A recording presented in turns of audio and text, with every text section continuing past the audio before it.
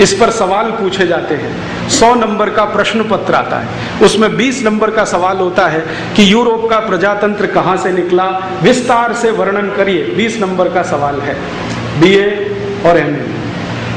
तो उसका उत्तर यह है कि यूरोप का प्रजातंत्र डाइनिंग टेबल से निकला, खाने की मेज से प्रजातंत्र की शुरुआत हुई है। ये सारे फिलोसोफर्स और हिस्टोरियंस इसको मानते हैं। अब खाने की मेज तो निजी जीवन का हिस्सा है, प्राइवेट लाइफ का हिस्सा है, लेकिन डेमोक्रेसी पब्लिक लाइफ का हिस्सा है। तो निजी जीवन में जो आप डाइनिंग टेबल पर करते हैं वो सार्वजनिक जीवन में करने लगे तो उसी को पार्लियामेंट्री डेमोक्रेसी कहते हैं। दुर्भाग्य से हमने इसी पार्लियामेंट्री डेमोक्रेसी को बिना सोचे समझे स्वीकार किया है। गांधी जी इसके बहुत खिलाफ थे, लेकिन गांधी जी को मानने वालों ने गांधी जी की बात मानी नहीं। गांधी जी कहते थे कि अंग्रेजों को विदा किया है तो इनकी अंग्रेजियत को भी विदा कर दो साथ में, इस अंग्रेजियत से हमें कोई लाभ नहीं होने वाला। हमने अंग्रेजों को विदा कर दिया, लेकिन उनकी अंग्रेजियत को संभाल के रख लिया, और उसमें सबसे बड़ी अंग्रेजियत है पार्लियामेंट्री डेमोक्रेसी, संसदीय लोकतंत्र, जो यूरोप में निकला है डाइनिंग टेबल से।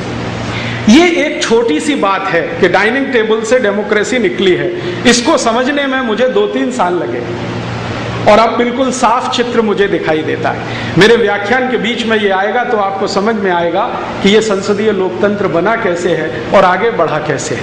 मैं शुरू करता हूँ यूरोप के निजी जीवन से, जिसको आप एक बार झांक लें तो उनका सार्वजनिक जीवन आपको समझ में आए।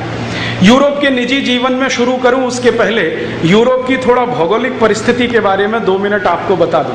वैसे तो आप में से कई लोगों ने यूरोप का प्रवास किया होगा, उसकी भौगोलिक परिस्थिति का अंदाजा आपको होगा, लेकिन एक बार आपको फिर से याद आ जाए इस दृष्टि से 2-3 मिनट में कुछ कहता हूं। यूरोप दुनिया का एक ऐसा खंड है जहां साल में 9 महीने सूर्य नहीं निकलता।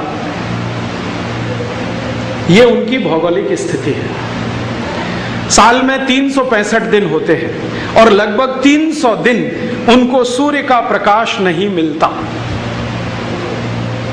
यूरोप दुनिया का एक ऐसा खंड है जहां पर न्यूनतम तापमान -40 डिग्री सेंटीग्रेड होता है, न्यूनतम तापमान, और अधिकतम तापमान +20, 22, 23 डिग्री सेंटीग्रेड होता है। तो टेम्परेचर का जो वेरिएशन है, तापमान का जो अंतर है, -40 से -20 तक, माने 60 डिग्री का अंतर है। इसकी जरा कल्पना करें, इसका मतलब क्या है? अगर -40 डिग्री तापमान होगा तो वहां वातावरण में बर्फ ही बर्फ गिरेगी,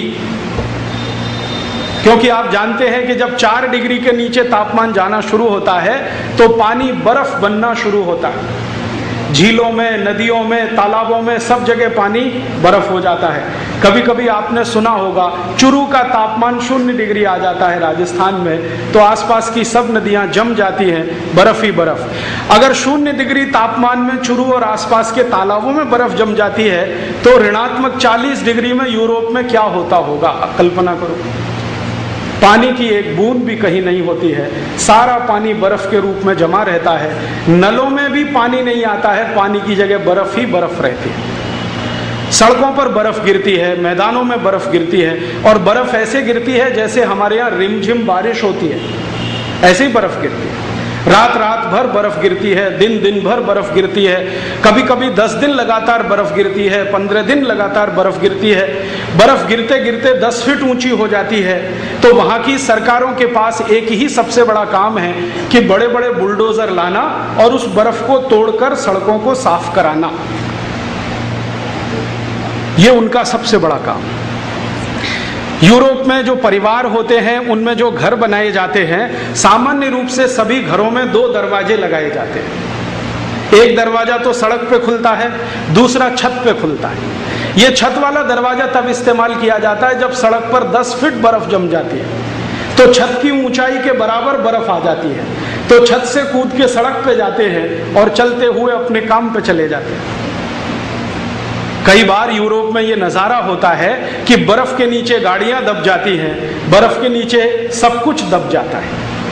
मैदानों में, खेतों में, खलिहानों में हर जगह बर्फ ही बर्फ, बर्फ ही बर्फ। जब इतनी बर्फ उनके यहाँ 9 महीने रहती है तो कुछ असर तो करेगी। आप जानते हैं बर्फ ठंडी होती है, आदमी को भी ठंडा बना देती है। बर्फ कठोर होती है, आदमी को भी कठोर बना देती है। बर्फ में दया प्रेम करुणा नहीं होता, आदमी भी दया प्रेम करुणा से रहित हो जाता है। क्योंकि बर्फ का जो गुण धर्म है वो आप में आना स्वाभाविक है, क्योंकि आप साल के हर 9 महीने उस बर्फ के साथ रहते हैं। और ये आज से नहीं है, यूरोप में हजारों साल से चल रहा है। अब हजारों साल से बर्फ के बीच में रहते हुए लोग वैसे ही हो गए जैसी बर्फ है।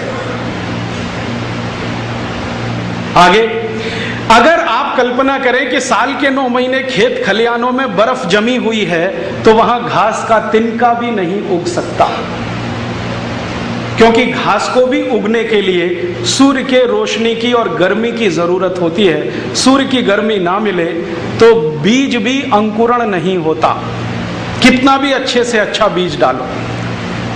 और आप जरा दूसरी कल्पना करें कि जब बर्फ सैकड़ों सैकड़ों साल से, हजारों साल से जमती आ रही है तो मिट्टी कैसी होगी? पत्थर जैसी, क्योंकि जैसी बर्फ होगी कठोर कड़क, वैसी मिट्टी होगी। तो मिट्टी वहां की एकदम कठोर है, पत्थर जैसी। और जिन देशों में साल में 9 महीने सूर्य का प्रकाश नहीं मिलता, उन देशों में प्रकृति की वाष्पीकरण की क्रिया नहीं होती। आप जानते हैं सूर्य हमारे जीवन का केंद्र है, और वो जीवन का केंद्र सरल भाषा में ऐसा कि सूर्य का प्रकाश जब जमीन पर गिरता है तो जमीन का बहुत बड़ा हिस्सा जो महासागर है, पानी से डूबा हुआ है, उस पर सूर्य के प्रकाश की किरणें पानी को वाष्पीकरण में